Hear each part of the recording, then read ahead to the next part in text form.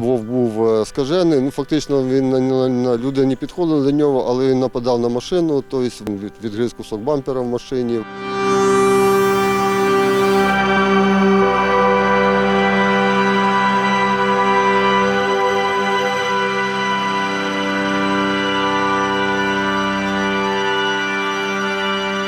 Це досить значний ріст. Є випадки нападання вовків як на свійських тварин, так і на домашніх собак. Є багато скарг від місцевих жителів про появу вовків.